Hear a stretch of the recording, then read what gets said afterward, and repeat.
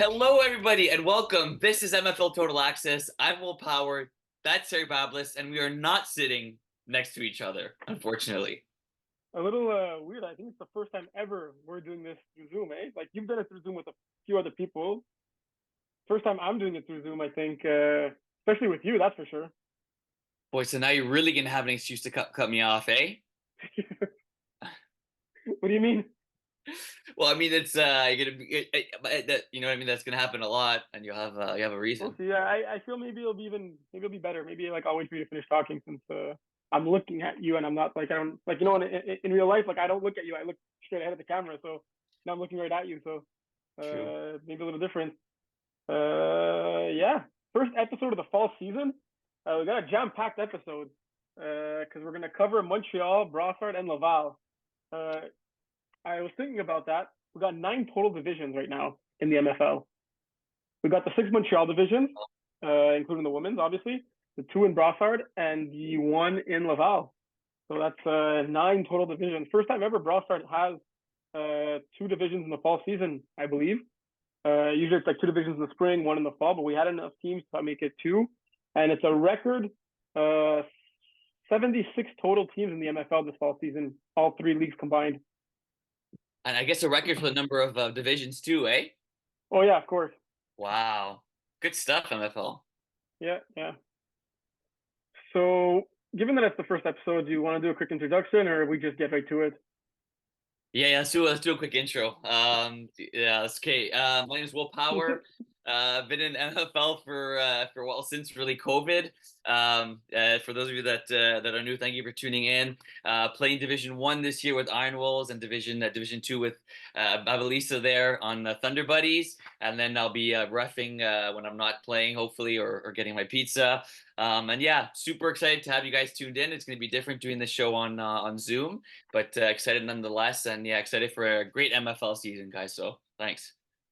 Speaking of getting your pizza, this upcoming weekend on Saturday, we're all at the Bear as one big Yes. happy family. So that's good. I gotta take a note for the field there. Make sure Kevin knows how to set it up. Oh boy. Yeah, it's that Yeah. could be. So I'm Terry Babalis. I've been in the league for quite some time right now. Any emails that you get answered that you're in the league is most probably me helping John a lot now, and going to be officially running MFL Laval in addition to working a lot for the MFL Montreal and Brossard leagues. Refing a lot. Like if anyone here wants to learn how to officiate, referee, and or scorekeep, don't hesitate to reach out. I always say if Will Power learned how to do it, anyone can do it. And he's actually a pretty damn good referee right now. We really train you and put you in the best position to succeed. We have an exam, we have a clinic, on-field training. We make sure that you're paired with a more experienced referee at the beginning and you're doing lower division games. So yeah, if you have any questions about that and you want to join, don't hesitate. We have a starting salary of about I think it's $35 per game for referees, $20 per game for scorekeepers. We also give end of season bonuses if you work a certain minimum number of games. To go up to an extra $200 you could earn at the end of the season, depending on the number of games you work. So yeah, the referee crew is one big family. It's you get that privilege to get to have your stuff in between fields, whereas most players are not. So if you have any questions about that, don't hesitate. Laval also kicks off this Sunday, and we still have a few spots on our free agent teams, and even one team is still looking for one missing piece on their team. I think another team's also looking for a quarterback and or a rusher. I don't know if that's still the case. If you're looking to join the Laval, MFL Laval this fall, it's going to be on Sunday morning. Only $200 to register. It's $100 if you're already playing in the Montreal League this fall. I don't think Yeah. you'll find a league out there in the world that's only charging $100 to join for 10 games plus playoff. Pretty damn good deal. So be a part of the first season. It's going to be pretty exciting. We've got nice fields out in Laval. We haven't MFL'd them yet. So, but soon enough there'll be a few holes and patches and all that stuff, the usual. So Yeah, yeah, that's awesome. First season in Laval there, and excited. Really close to home for you, eh? yeah, yeah. All right. Jam-packed week 1 it was, eh? We had Montreal and Brossard kick off their seasons. Lots to talk about. let's get right to it with Division 1. So let me try sharing my screen here. Can you see my screen? Yeah, let me see. Oh, nice. Yeah. So if I move that. No, that's impressive. Do you see us on the screen also? I see you. Okay, you don't see you? No, so it's true. So someone's behind me. Oh no. Let's start with Division 1. Let's start with your game. Only one game in Division 1 this past week. Arnold's KLB. KLB making the jump, our D2 finalist. But this team has played Division 1 before, right? So I think almost everyone on this roster has played in Division 1. KLB here get two huge additions to their team, Avery and Simon Shine. It's really showing that they are the key pieces. Jonathan Plot doing a little bit of a Steve, getting his new toys the ball early and often in this game. Good ball distribution, 4 receivers with at least 5 catches. Simon Chen, I'm assuming he was probably the snapper in this game, going by the stats. Am I right? Yeah. Okay. Getting 10 catches there. I heard it. First play of the game, William Power interception. Like, do you ever not start the game with an interception to start off? Yeah, I think we're just gonna skip Div 1 this week because it was only one game. So, but yeah, what is this? I guess the third time I'm gonna pick on the first my first pass of the game. Duchesne read it. We gotta give him credit. He read it like a book. Look, besides that, it seemed like a close game. Another thing that stuck out to me, Alexandre Valliere, we know he's a great rusher, one of the fastest dudes in the whole league. Getting 3 sacks on you, you're extremely difficult to sack. You get the ball off quick with those short routes. Was it you trying to run on him, or was it just a defensive coverage that was there and he just got to you because you're going through your reads? No, I think it was a tad bit of both, but I think the one was the last play of the game. There was I tried to juke him, and that wasn't a good idea. One was, I'd say, a coverage sack. Another one, he came in like a bullet and was huge in getting the sack there. And also he's big for them offensively. But yeah, like you said though, on the defensive side for them, three sacks for Alex Valliere. It was the the 2 picks by Simon really changed the game. One of them being the first play of the game, the other one being in the red zone. I believe it was 3rd and goal. It looks like they went man. I thought I had the matchup, and Simon came out of nowhere, got the pick. And yeah, we were down. We ended up tying up the game. Not surprisingly, because we were down quite big, down 2 possessions, and they were starting with the ball. Where our defense did a good job. We forced 2 stops, tied the game up, but then we know it was up to Plo to kind of come back, and he did. And yeah, like you said, great ball distribution. Avery had a nice touchdown at the end of the half, a Hail Mary one. And it was honestly a really good performance for them for especially first time in Division 1. They look like they belong, right? Obviously beating. Well, not necessarily the first time. They did play Division 1 a while back. I think it was before you were in the league. They were a Division 1 team before they left for Brossard. Right, and that makes sense, right? You can tell like this is a team that's equipped. They've been playing together for a while, and they were missing KJ for this game, I believe. I think KJ's on top of it. So it's gonna be a stacked team, and it was a good game. It was kind of like a basketball game, a game of runs. We went on a run, they went on a run, but their run lasted longer. For them, I'm not worried. For us, like we don't want to fall into that 0-2 hole because it's only 3 of the 5 make the playoffs, right? So and you guys got to taste that championship berth this spring season, right? Exactly. Maybe your players were the only ones that thought you'd be there at the end of the season. Maybe not even, but a lot of people around the league and especially Division 1 did not think that you would make it to the finals, let alone even make the playoffs with that competitive Division 1 we had in the spring. So now you got to taste that, and you're not seen as an underdog anymore right now. I think you're seen as actually one of the top dogs. So it's not as easy to play when you're viewed as the top dog, right? That's true. You don't really fly under the radar. Iron Wolves were kind of used to flying under that radar, and maybe now we aren't as much. It'll be good to get think of two stars that weren't playing in the game. Like I said, KG didn't play and Manu didn't play for us. Yeah, so I think that the difference that each of them could have made is exciting. Yeah. So we have 2 teams that didn't play yet that are going to face off this upcoming week. Outlaws and A team, they're playing against each other, and then Outlaws also have a doubleheader playing against Iron Wolves. So we have got that rematch of the D1 finals from the spring to look forward to, and then you got the Outlaws A team game also to look forward to. There's going to be a big battle for both games. I'm kind of glad I'm not playing Division 1 this season, so I could kind of just sit back, relax, and enjoy my popcorn while those teams go at it. Yeah, It's gonna be fun, and like I mentioned, Iron Wolves. It is early in the season, but you want to avoid that 0-2 hole. And the Outlaws trying to go back to back as champions, so it's always a big first game coming up for them. And you got to love the Outlaws A team, the rivalry there, right? Outlaws basically eliminated. It wasn't a playoff game, right? It was the last regular season game, but Outlaws eliminated A team. So A team's gonna want that revenge. It's gonna be A team's first game of the year. So I'm definitely really looking forward to that one. I wasn't. yeah, Yeah, I don't know. You didn't give out the availabilities yet to ref, eh? no, Okay, good, perfect. Yeah, I don't think I'll ref that game. I'll sit back and watch that one. yeah. Yeah, All right, let's go to Division 2 now. So, I mean, do you have anything else to say about Division 1? I know it's exciting. We got to wait another week to see Pocket Rockets and PO make his debut in Div 1.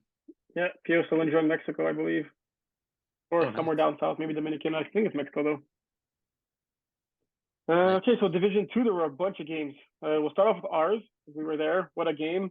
It was very fun to play against those double dippers. They kind of got the better of us. Crazy to see a game start off 16-16 through 4 drives, 2 of each team. We literally started the game with like a 8-minute drive. How many plays is it? 1, 2, 3, 4, 5, 6, 7, 8, 9, 10, 11, 12, 13. 13 play, 8-minute drive. Drive the field, 45 points. And then we even get the 2-point convert, up 8-0. I'm feeling great. I don't even have time to get a sip of water. David Brisson and Max Veron.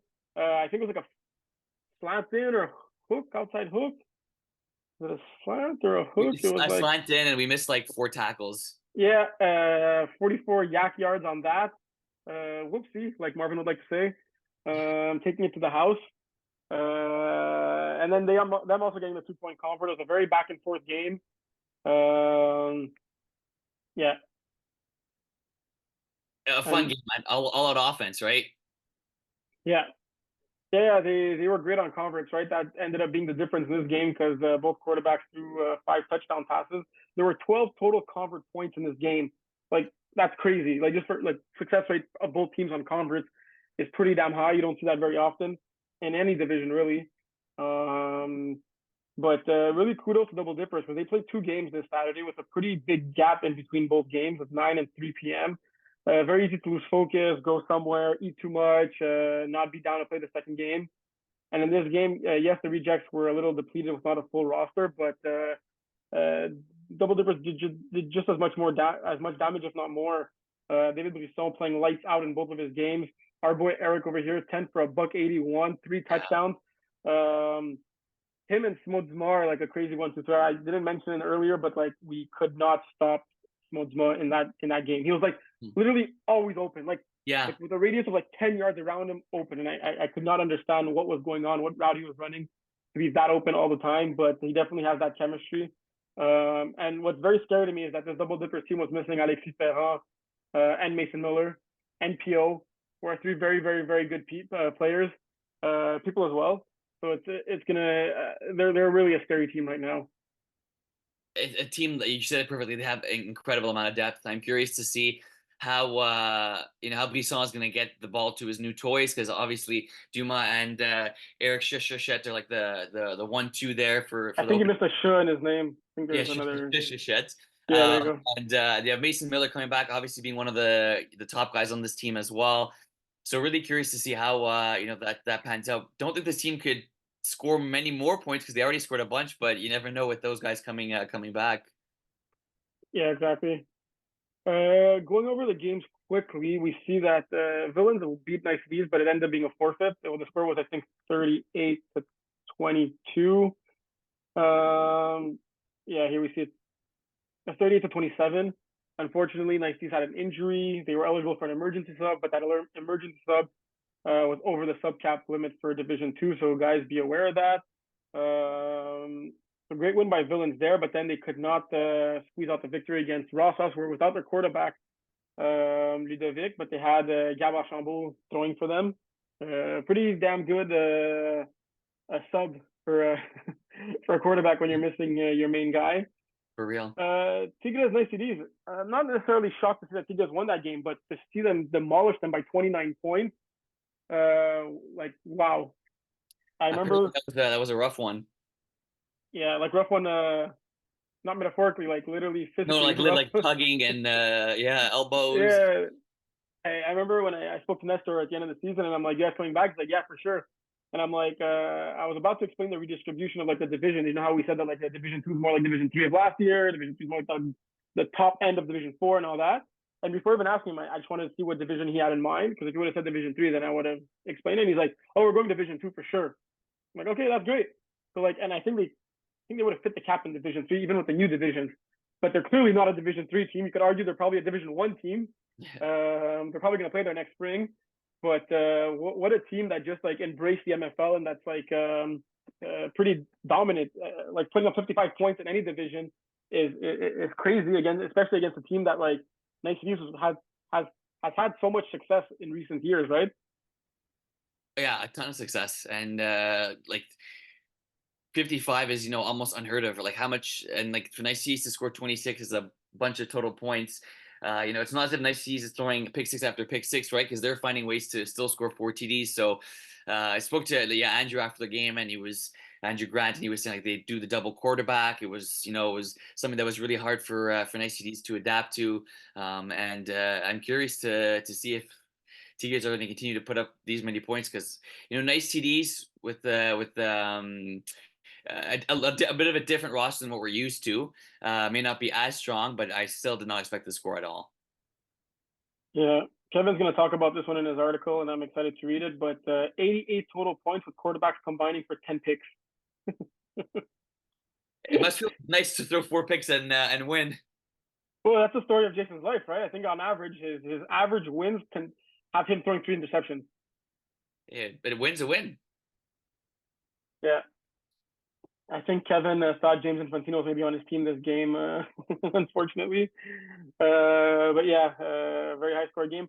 What game are you looking forward to this upcoming week? Obviously, besides Thunder Buddies Bins, because I think that's going to be the most fun one. Yeah, let's go. Um, I like Ben's raw sauce. Okay, I like Rejects Phoenix. Yeah, Both sitting winless right now, Rejects and Phoenix. This is the third game for Rejects. It's going to be important to get on the win column, right? And for Phoenix, it's going to be important for Kevin not to throw 6 interceptions. yeah, it is a big game for both teams, and I think that for rejects, I'm not too worried about them. Ryan Dobbs not necessarily known as a quarterback, but he does read the field well. He does throw a nice ball. He's a So great football player all around. Like he could play any position, and he yeah, definitely he has that football mind, and he's very smart as a football player. So I'm not surprised that he's a good football quarterback, and he throws the ball better than me. So why not? yeah, they're gonna go rejects win this game by about 2 points. Okay.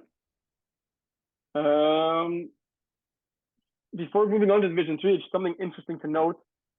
I believe Division Two is the only division. Well, it's our second longest tenure division after Division One, obviously, right? The division that has been existing for like the second longest period of time, because initially there was only Division One, then there was only Division One and Two, then Division Three came along, four, five, and whatnot. So the history of Division Two is the second longest in the league. And when you look at the awards, so like the team awards in this division, there has never been the same team to win it twice. And that Wow. streak continued last season with respect to winning the championship, because KOB had won it in previous seasons. So you see there's been similar franchises with Red Raiders and Red Zone, both quarterbacked by Mike Roy, but not the same team. There's been Thunder Buddies and Respect, both quarterbacked by Steven, but not at all the same team, right? A few core members there that are the same. But you go through the list, and there literally has not been one repeat team, and I believe it's the Wow. only division that has that. And there's been the Outlaws in Division. I've been dominant in Division One. There's been Centurions before moving up to Division One. Yagerbomb, Idaho, who you would have thought had 3 Division 2 championships, right? Given how long they've been in Division 2. Yeah, So yeah. among the Division 2 teams right now, there are quite a few that franchise could. Well, there's Nice TDs, Thunder Buddies, Respect. I believe it's the only 3 that I saw on that list, right? It looks like it's Nice gonna be up to TDs, respect Thunder to. Buddies, Respect. Yeah, Yeah. I think so. So out of those 3, it'll be interesting to see if one of them could be a 2-time champion in this division. We know that that Respect has a lot of guys from Respect have different championships elsewhere. Thunder Buddies have won Division 2, 3, 4, and 5. They've been champions in 4 out of the 5 Montreal divisions. I think Thunder Buddies are probably the team with the most championships in different divisions. Yeah. To toot our own horns a little bit. Yeah. Iron Wolves, I believe, are very close. Let's go. I think they got one in Division 2, 3, and 4. Any D1 championship for Iron Wolves? No way. No, not one. Maybe back in the day when there was one division. I don't think so. Anyway, interesting piece of history for y'all MFLers, dating back to spring 2017. I thought you were gonna say like there's no back-to-back winners, but there's like no two-time winners. Yeah, it's crazy, no? Wow. It's cool. Yeah. It's nice. Nice display there. A nice portrait. Yeah. So if we go to Division 3 now,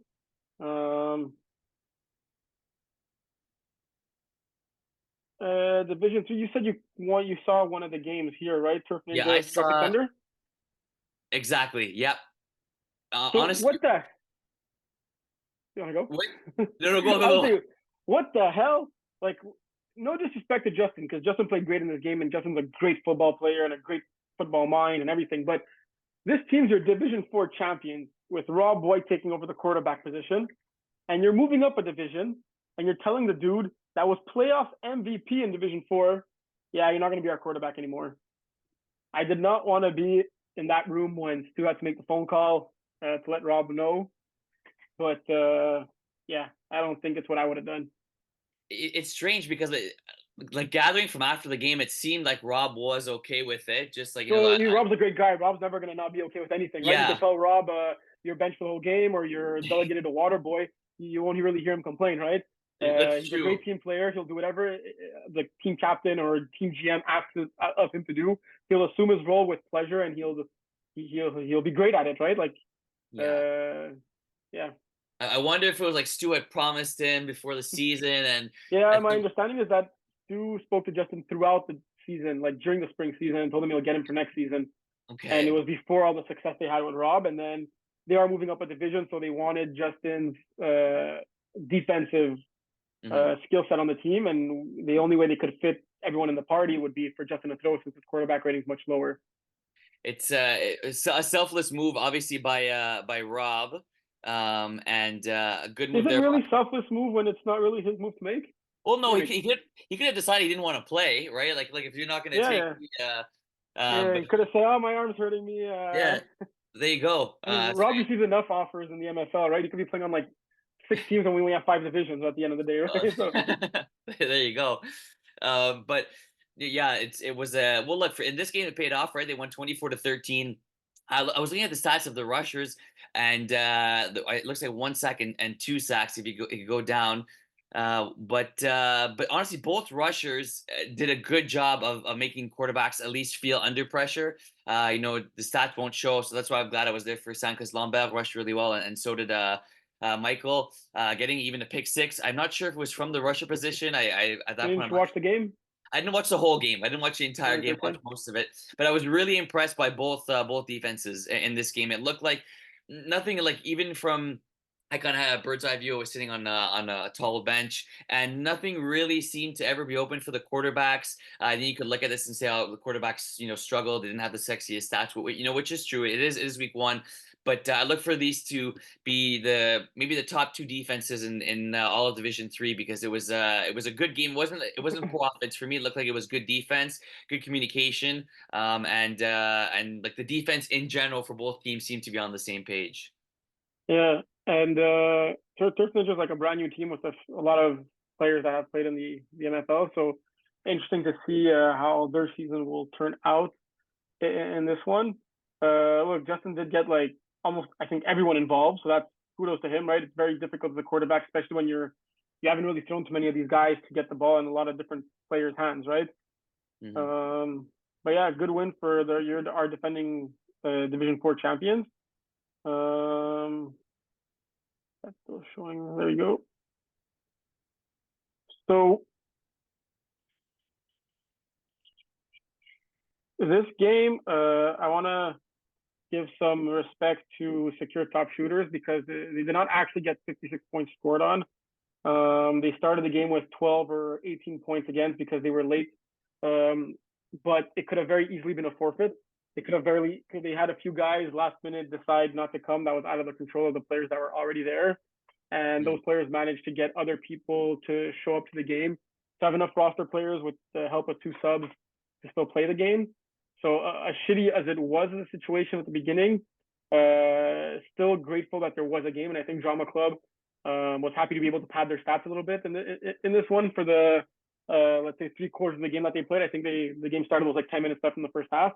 But seriously, we hate forfeits, and forfeits are so important in tie-breaking scenarios, right?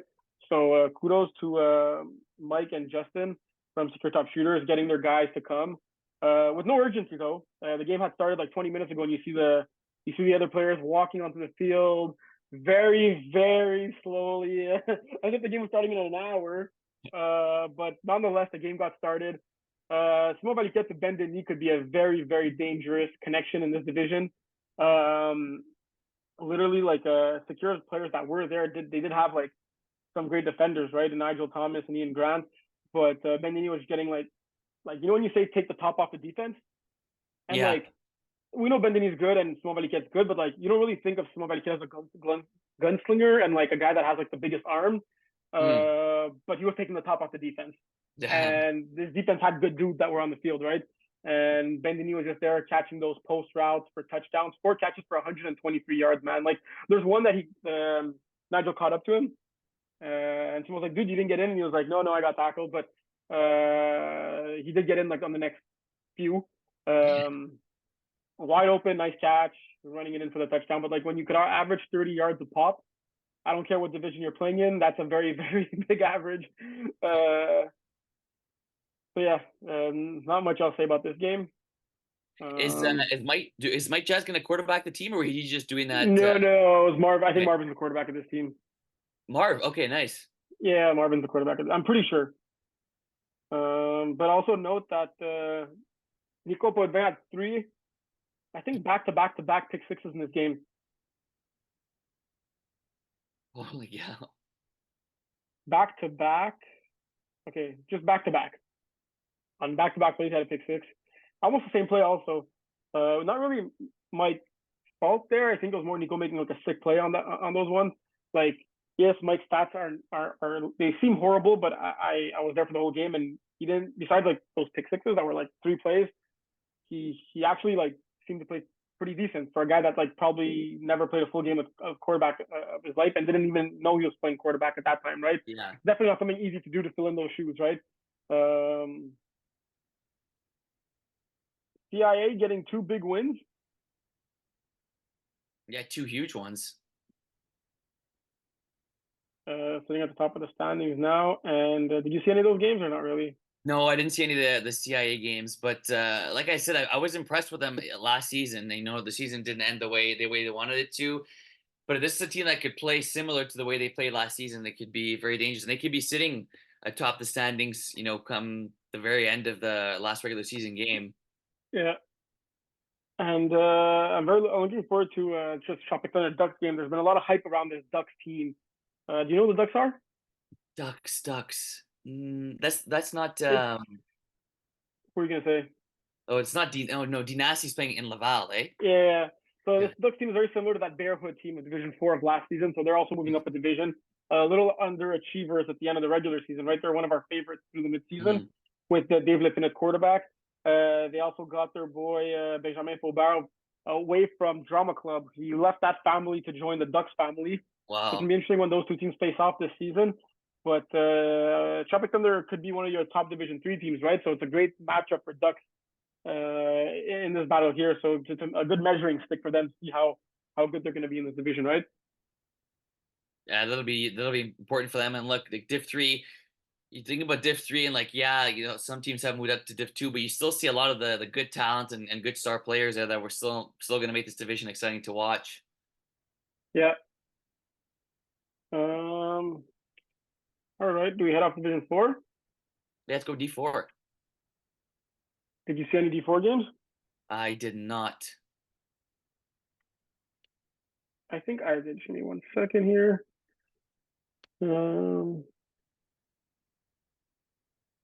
Yeah, so new team in the league, the Witching Hour. Do you know where the name comes from? Gee, I should know. That's probably from some I sports also should have movie. known, and I asked the question. I'm like, fuck, I felt dumb when they told me. I'm like, I watch that show religiously every Sunday. Every Sunday? Oh my gosh. Yes, When wins become our, losses and losses become losses. Or whatever he says. when wins become losses, our boy Oh, Scott, Scott Hansen, no? oh yeah, okay. I thought you meant Scott the MFL player. What does he have to do with the red zone? It's red zone, right? Yeah, the red zone. Yeah, yeah. That's like I what wonder if that logo's taken from that. that's so I love that name. Wow, the witching hour. Yeah, they killed it. And they also killed it on the field. Okay, so look, nothing but D or D5 runner-ups, right? Clearly, during the D5 season, besides Slot Machine, they were the best team in Division 5 last spring. Like, there's no arguing that. It was them and maybe Slicks were close, maybe, but they destroyed Slicks in the semifinals, so they settled that debate. Clearly, a D4 team in this one. Look, it was just not a great game from them. It was a very sloppy football. They threw a lot of interceptions.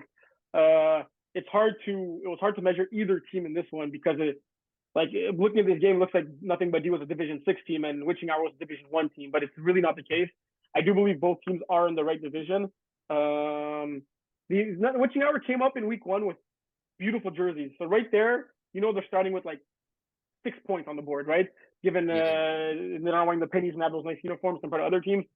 So, but this guy Vincent Marotte, he's a baller. He could definitely play in the higher divisions, and it won't be long. I think by the end of the season he'll get recruited somewhere. 7 catches, 86 yards, 3 touchdowns. He also had 4 interceptions on defense, Holy including a cow. pick six. Your Division 4 Player of the Week. Yeah, it's good. He really, really impressed me in this one. We all know about Marcel Giovanni being the baller on Nothing But D. Him and Chris Giovanni are definitely the 1A and 1B on this team, but they gotta assume a even bigger role and be even more dominant this season in Division 4, right? It's not like I think the biggest difference between Division 4 and 5, and one thing that they'll need to adapt to is that Division 5 was good, but there were still a lot of very, very beginner teams there. There were still those easy games on your schedule Yeah. that you could circle and you could know that you could show up like either a little hangover or like still tired or like a little beat up and sore and dominate, right? Division 4 doesn't have that. Like Division 4 don't have no easy games. Like it's the skill level of Division 4 is similar to the top end of Division 5, but like minus the very true beginner teams, right? Like everyone in Division 4 has played before, has most probably played together before. So you gotta come to every game ready, right? 100%. And you look at like the teams in Division 4, Binet, right? Teams that have been played for a while. Action Squad, they've played for last season together and they have chemistry. So I don't think, like you said, there's not going to be any easy games. You have Mustard Tigers in this division as well. Hawks that seem to be only getting better. So yeah, but Witching Hour, I'm excited to see their jerseys. Yeah, they look like the Jets jerseys, to be honest with you. Green. I didn't see any other games in Division 4. Did you? I did not. Low scoring game there. Action Squad, Sour Peeps. Yeah. Looks like the parity is there though, minus that first game, which I just think it was put it call a spade the way you like saying it. It was a shitty game by Nothing But D. But look, if they face off again next week, which hour do they probably win that game? Maybe. But I don't think it's more than a 10-point game, right? 40 points does not do it justice. Like Nothing But D are better than that. And they have a bye week to think about their performance. 2 bye weeks actually before coming back on September 7th against Sour Peeps. This upcoming weekend we got Witching Hour and Binet, Slot Machine, Action Squad, actually doubleheader playing against Fast Players. I actually asked.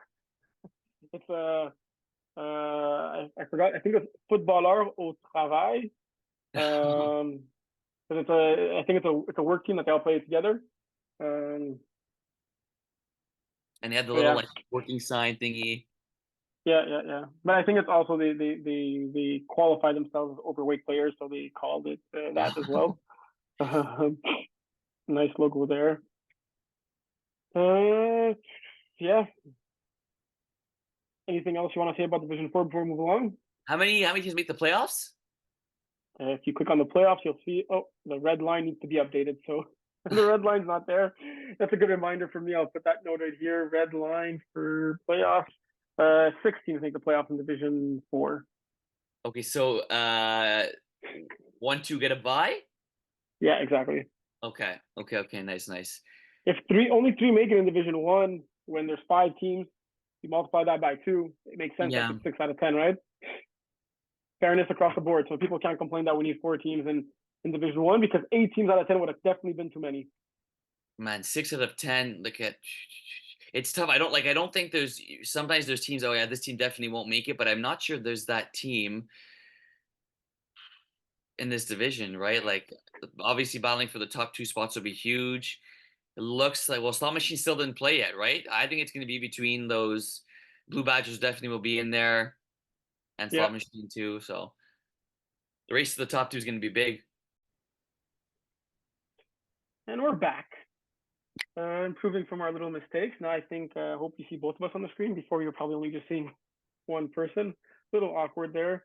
Maybe we got to speak to John to upgrade our budget to the premium Zoom account, not the free one, so it could be like one straight thing. But with Jorge on the crew, I'm sure he did this good edit, and it was pretty seamless, right? Right, Jorge? You got us.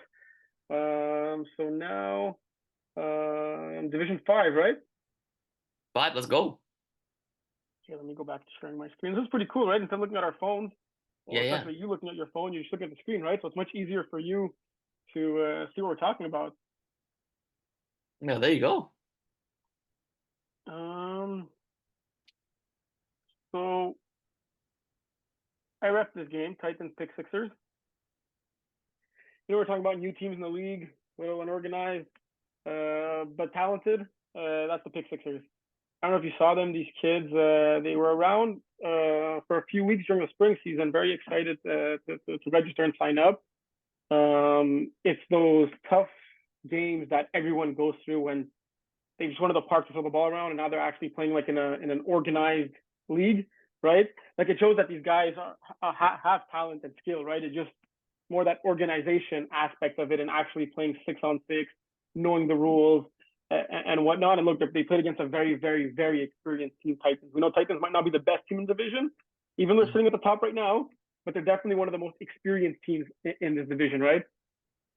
Oh, for sure. Like this is a team that I've been harping on for a while, right? That they should be getting their what together. But yeah, it's just good win by them. And yeah, it's a tough first matchup for the Pick Sixers for sure. And the fine tune, it's a fun league, but it's not just let's go through the ball and make plays as we go. It's more competitive than that. So tough, but at least they're learning from it, right? Yeah. And William, definitely one of the bright spots on this team, the captain of the team, 2 catches for 50 yards. Look, I will say that Pick Sixers scored at least 2 other touchdowns that I'm sure of, maybe even 3 that got called back to the rush interference. One was on a run play, the other one was on a deep ball. Both sick touchdowns, right? But they did not. They did not count, unfortunately. That's tough. Like you said, it's little mistakes, right? That changes the game. Let's say it becomes they're be down by 3 possessions, they're down by 2. Who knows what the Titans call on there? And so a few little mistakes there. I'm sure they'll can adjust from. Yeah. I also saw. Did you say they did 5 games? I saw a tad of late last calls and 28-3. Oh, I saw most of that game, so let's talk about that one. Nice. Les Las Calls definitely going to be one of the better teams in this division, right, with their experience and all that. I think the Guillaume to Sebastien connection is like at least D3 worthy in this league. Like just that duo of players, talent-wise, they could get away with it in Division 3 for sure. 28-3 showed a lot of promise in this game. Nicolas Hurtubi is one of the better games I've seen him play as a quarterback. Massimiliano making a tremendous interception in this game at a key moment. He had 2 of them in the game. Look, Les Las Calls, you thought they were running away with it. Mm-hmm. Then Guillaume threw a pick, 23 scored a touchdown, and then on the very next play, Guillaume threw that pick. Let me find it right here. Yeah, on the very next play, they were down 2 scores. Massimiliano gets the interception, and on the very next play, Nico scores, pass to William Lemay, make it a 1-score game. So within 3 plays, they scored twice there. but it was not enough in this game. But look, I think 28-3 are going to have a lot more success this season than they've had in many of their previous seasons. So I'm happy for them for that. But this game was all about Sebastian Lucas Alzate, 9 catches, 139 yards, three touchdowns. Jules Leblanc-Goulet, I think, is going to be the best rusher in this division with 3 sacks. She only rushed about, I think, half the game on top of it there, and she still managed 3 sacks. So that's very impressive on her behalf. Anything else that caught your eye in this game? I think this is like 2 really good teams. You can see this being potential later matchup. But kind of cool when you funny when you look at one QB that throws no picks, the other one throws 3, and it's the quarterback that throws 3 picks ends up winning the game. But I think it's like you said, it's that long bomb to Sebastian that teams just don't seem to be able to stop. And we saw a few of them there. And Guillaume, look, good completion percentage, right? 20 of 27. You'll take that all day long, and especially in Div 5. 23 of 27 if you count the passes to the other team. True. 24 of his balls hit the ground. Yeah, good call. Looking up the games coming this Saturday, we got a few good ones, right? The Titans sitting at 2-0, Spartans sitting at 1-1. They lost the Jungle Squad, but they demolished Wong Dynasty. So that's going to be an interesting one. Sparta actually having the doubleheader, playing against 28-3 later in the day. Look, last calls are going to probably beat up on the Pick Sixers. Not an easy game for them to play in their second ever MFL game over here. They don't know what kind of Sebastian's coming in to hit them in that one. They did write to me. I gave them a few tips. Hopefully, they could work out for them and they could score a few more points on offense. We're gonna have to wait till week 2 to see Big Booties and Phoenix. Oh, on Phoenix here, yeah, their old logo. I was looking for the new one play, so yeah. I'm not sure I like that long wait. If I'm a team, you want to. If you got a guy on vacation or something, you got no choice, right? True. And looking at the standings here, 14-team division, 8 of them make the playoffs. I will need to add the red line there as well. Yeah. Anything else you want to add for Division 5? I like the amount of the teams that are there. A few new teams. I can give us a few old teams that are back. Just at the top of your head, you think like 514 gonna be one of the better teams. Slicks, the last call. You can't forget about Jungle Squad. Bearhood, look, they're not the exact same team, but still a solid squad. So this one could be really up for grabs. And Phoenix too. Kevin, we know Kevin's been improving. Kevin's quarterback in that team too. Yeah. So it's and a lot of teams that could be lifting the trophy at the end of the season. Sure. Speaking about lifting that trophy in the women's division, we got our Tigres opening up the division this fall season with a 61-0 score against Crazy Bees. Paola, your women's division playoff MVP, nearly perfect in this game, 8 touchdowns, 0 interceptions. It was really a team effort. You got 1, 2, 3, 4, 5 different ladies with at least a touchdown. 3 of them with 2 touchdowns in this game. Look, no receiver with over 55 yards, none with over 5 receptions. Like, great ball distribution there. You literally cannot ask for anything better. Even on the defensive side of the ball, they really distributed the ball well, considering Susanna distributed the ball well on the defense for Tigres with 5 girls with at least an interception. And they're getting the pick 6 in this one. Roxanne rushing well and consistently all game with 2 sacks. Look, Crazy Bees did some things well in this game. Like, it doesn't show on the scoreboard, it might not show in the statistics, but Susanna is still learning the ropes, the quarterback position. You're going up against the defending women champions. It was not going to be an easy one, right? And it was a bit of a head scratcher. They were up big and still going for 2 points towards the end of the game. Maybe they're trying to practice some plays or something. I don't know. I know in tight games they usually go for 1. Like in the championship game, they're going for 1 more often than 2. Maybe they were just practicing their 2s. I don't think there was any disrespect intended there. But good job for making a lot of girls on the team touch the ball, right? You had 1, 2, 3, 4, 5, 6, 7 girls with at least a reception. Lauriane Pilon, MFL's videographer extraordinaire. Yeah, I saw one of her 4 catches for 25 yards. Nice to see her actually put the cleats on and be on the other side of it. But yeah, look, they had a much better second game after against Majestic Divas. I believe Kayla made her quarterback debut in this one. 17 of 25, 189, 3 touchdowns, 2 interceptions, 2 1-point converts out of the 3 touchdowns. Very, very respectable stat line for someone playing in their first ever game as a quarterback. Angie, our women's division player of the week, 7 for 83, 2 touchdowns, and she also had a pick in this game. Maeva with a pick six. Yeah, good game across the board. Look, Crazy B scored a touchdown in this one to Julie Gauvin, the captain of this team. And Susanna and Loriane picked up an interception each. Like, I think this was a much more enjoyable game for both teams. And look, after scoring 6 points in 2 games for Crazy Bees, there's only one way to go from here, right? Hey, that's exactly so they went yeah, up. And the Majestic Divas, like that could be a dangerous team. Kayla, you talked about hasn't played quarterback before, but she knows the game well enough, right, on both sides of the ball. So I think that could play into her factor. Obviously, look, it's Tigres, the favorites after winning the championship, and then you have the Este Drapeau that we already know about. But Majestic Divas, I could see them maybe squeezing as like the second best team, maybe late to end the season off. I don't know if it was done on purpose, but Majestic Divas is a combination of Mockingjays and drama queens that we saw this spring season, right? But but that part was done on purpose. I didn't get to the punch yet. Because Mockingjays didn't have enough players to come back, and drama queens had a few girls not coming back, including their quarterback, Roxanne. So both teams kind of combined to create the Majestic Divas, right? Mm-hmm.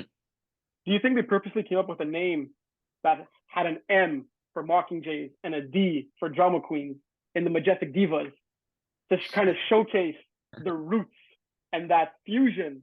Because Kayla with CIA Fusion, she combined that Cyclones, Iron Wolves, Airborne team into one. Do you think it's a very subtle way of them having done that? You got to keep you got to keep the initials, right? The initials are big, and like you said, combining one with the other. I think they were smart enough to play a little mind game there. So I'm gonna go. Yeah, I think it was. Okay. Well, we'll see. Let us know in the comments or in private if you're too shy to comment. I don't know if you noticed the difference when I'm looking at the standings. The schedule was made. The season started. We only had 5 teams in the women's division. Well, Dirty Chai Latte snuck their way in, and we got a 6 team. Our boy Richard from Schedbuilder worked some magic, and he was able to redo the schedule, only affecting a few games there and adding a last-minute team in. So our women's division just saw some growth going from 5 teams to 6 teams in the fall, which is great, very exciting. And we made it work. That's awesome. We got 2 new teams. Sorry? Yeah. No, kudos to him. That's not easy. Yeah, definitely not easy. And so 2 new teams this fall. We got Steelers and Dirty Chai Latte here. Both teams actually gonna debut their seasons this Saturday.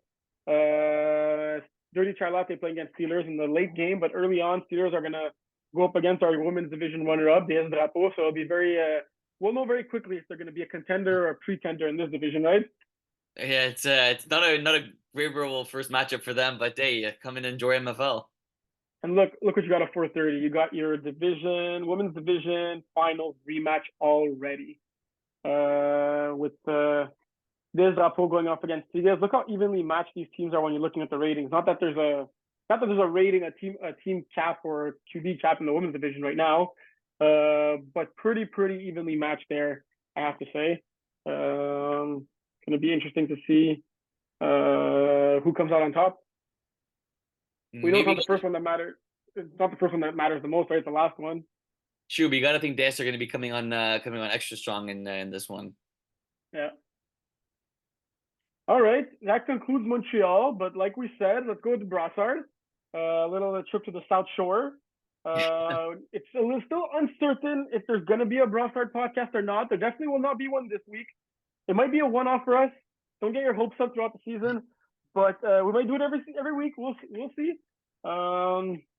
Let's go over. We know none of us were there. If we do this on a regular basis, we'll try to get a guest in. We know Manu's playing in Brossard. You see him right there, and he's great on the show. Every time he's been on the show, it's been a pleasure to listen to him. Most of the times it was. I think every single time I was not on the show with him, so I'd be glad to actually be on the show with him for once and talk it out with him. So like I said earlier, Brossard has two divisions for the first time ever in the fall. We got 6 teams in Division One. Southsiders coming back from the winter. You can see they had two tough games in this one here. A close one against Red Knot Skins and a not so close one against Punishers. Not sure what happened there. Iron Chiefs are defending champions. Lost to Red Knot Skins. Let's take a look at this one. I saw that Red Knot Skins had a pretty damn good quarterback sub over here.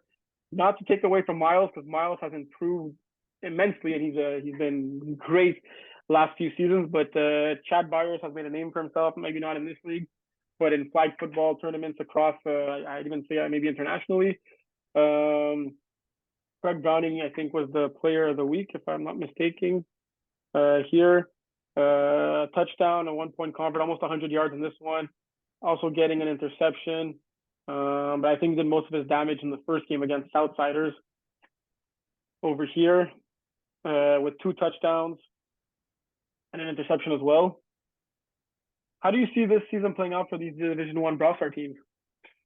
Well, that Red Knot Skins team is good. You see there, we even talk about Brandon Aylward, a guy that we know plays good FPF. Old school, always going to be, a good team there. They've been playing together for a while. Spartans, is that with Avery at quarterback?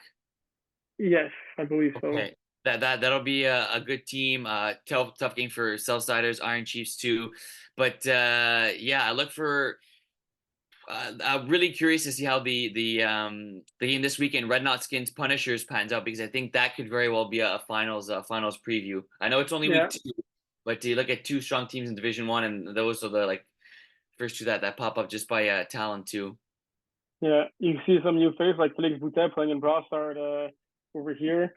Simon Blaine, Manu, that connection, 11 catches for Manu. He likes to eat, right? 11 for a $124, a touchdown, one 1-point convert. Would have liked to have seen this game. Looked like it was a pretty damn good game. It'll be hard to be in Brossard and Laval at the same time, but if anyone there wants to give us some feedback or even join the show as a guest throughout the season, don't hesitate to let us know. That'd be awesome. Division 2 now. So we had a new team in Division 2.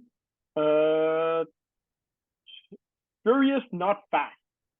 And is that a good way of describing this team, right? Ryan Dobbs quarterbacking this team.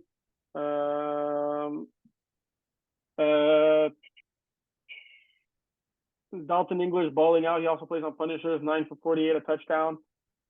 Very close game against Banana Blitz here. Low scoring game, but early on in the season that tends to happen, right? I think we have a clear-cut favorite. As of now, with Les Perchauds.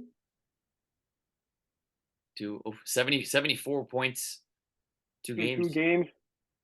That's a lot of points, right? Yeah. You have Louis, who's quarterbacking the Hawks, taking a season off from Montreal. 10 touchdowns to 2 picks through 2 games. That's a pretty good average, right? If he continues that average, getting 50 touchdowns to 10 interceptions on the season with a 66% completion percentage, that would be pretty damn good. Getting most of, if not all, his receivers involved here, so good on him. Yeah, you look at those catches, right? 9, 7, 7, 5. Another one was 7. That's a tough way to defend the team. Yeah. Anything else you want to add about Brossard Division 2 before I move on? I'd say, like you said, yeah, it looks like the MFL will be the favorites. Free agency squad, I'm not sure too much about them. But Furious, not fast. Like we talked about Dobson at that quarterback position, and he has guys he's thrown to before. Tyler McPherson, right? They used to play together. So I'd say look out for them to be a sneaky good team as well. Yeah. Yeah, for sure. Only getting 1 catch in that game, surprisingly, but look out for him to be a big target for Dobbs throughout the season. Yep. All right. Last but not least, we got Laval that we can preview before the season even started. The only division that will get a preseason podcast episode in, because the other ones we didn't do it. I see a few teams change their logos. We got 10 teams for this inaugural Laval season. Very exciting. We were expecting somewhere between 6 and 8. We managed to squeeze 10 in. So it's going to be very, very exciting. I think there's some good parity in this lone Laval division here. Obviously, there'll probably be one team that's better than all of them, one team that's weaker than all of them. but I think everyone's gonna have fun here. I'll ask you first. Any teams that stick out just by their name? I had 3 teams right away. Well, boy, you even got 4. I was gonna go Dynasty and then the Bandits, but then you have Villains, obviously, and High on Audibles. If that's the High on Audibles team that Yeah, played it's a Montreal. new logo they got. I'm looking into. Oh, nice. So they got a cool logo there. I'm sure you also know this team. I heard they were trying to get you on the roster, but you respectfully declined. So you go through the names over here. You assume Okay. I. So you got Galactic Fun there. Well, another good Uh, squad. yeah. So there's a few good squads here. Team Sauce, captained by Maxime Georges, who played in the MFL with the boys and other teams earlier on. So a few returning guys from there. The real unknown to me is Northsiders de Terrebonne. All new guys that have never played in the MFL before, so it'll be interesting to see how their season pans out. We still have a few spots available for the free agent teams, and I believe there's 1 or 2 other teams that are looking for a last minute addition to their roster as well. If you're looking to play in Laval, like I said in the intro, every Sunday mornings, it's only $200. If you're playing in Montreal as well, it'll be $100 only for the season. A great deal. It's going to be a very, very fun division. I'll be glad to have you guys on board for its inaugural season. It'd be really, really cool. I'm curious to come and eventually check it out. I You're know going to you. show up? Yeah, yeah. Well, I gotta show at least once or twice to check up on the good fun. And I like the teams. That's good. Good teams, competitive. Looks like it's going to be very competitive actually, with a lot of good talent too. Yeah, yeah. The level should be pretty decent. I'd say it should resemble somewhere between between Division 3, Division 4 of Montreal. I'd say. That's great. You got a lot of like veterans there too. You got Steve. Yeah. Yeah. I think that concludes our very long, action-packed episode here, right? We had covered 9 divisions. Man, Very excited to say MFL has 9 divisions now. Maybe next spring we'll have 10 with Laval growing a second division. Who knows? Who knows there? But yeah, different dynamic. Definitely being on Zoom. I think you should probably get your license soon to come over and we could do it in person again, or at least during the NFL season, we could watch some NFL games and then film a quick episode afterwards at night. But yeah, yeah, that'll be cool. Watch NFL. Maybe check out Laval a little bit, and come watch the games at your place. It's nothing like doing it in person, but this was pretty cool to try it out. Wasn't sure how it was gonna pan out. But pretty it's smooth, pretty smooth. yeah, no, not watch us like not be able to hear any of the audio or Oh, we're not doing the episode then. yeah, no. I think we did okay. Are you anything else you want to add before we go? You have a busy night tonight. Yeah, busy night, but thank you for everyone tuning in. And like we said, without you guys, there is no show.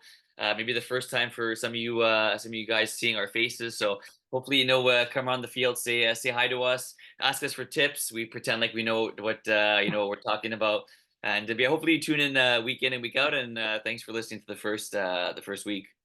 Yeah, and we'll see you all on Saturday or Sunday. Well, there's no Brossard this Sunday. There's only Laval this Sunday. Complete coincidence. We just didn't have the field in Brossard, but it turns out pretty well that there'll be more people in Laval for that first week to help out subs and all that stuff. But everyone's at La Bear this Saturday, so that's pretty exciting. We're doing it 3 times in the season. I think it's once per month. Everyone's going to be at La Bear. Cool stuff. So excited to see everyone this weekend for a great action-packed weekend of NFL football. The Bear, let's go. That's where it's at. All right. All right, see you, everybody. Have a good one.